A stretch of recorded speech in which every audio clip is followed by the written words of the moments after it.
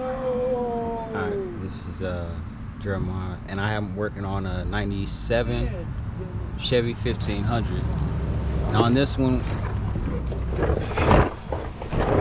the timing cover is being removed, and what you can see here is the reluctor wheel, pretty much, or the, what's the name of that?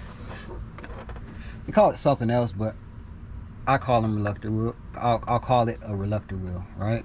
So on this reluctor wheel, the space of it allows it to be picked up by the crankshaft position sensor, which sits about here, right?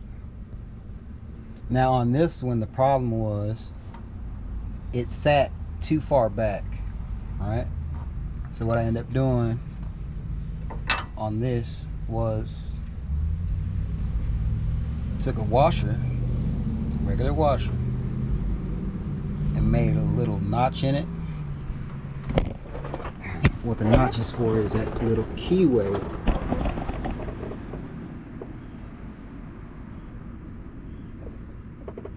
on the snout of the crank, right? So this fits into that keyway. Oh, where you at? Find the hole, JJ. Find the hole. Alright. So fits here, and it allows the reluctor wheel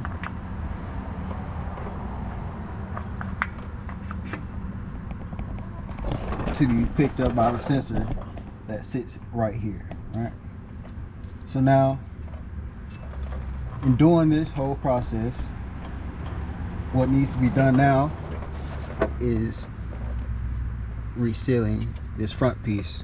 So to reseal this front piece, what I'm going to do is just put a new oil pan gasket in it and hope that works. Pretty sure it'll work, but that's what I'm going to do. And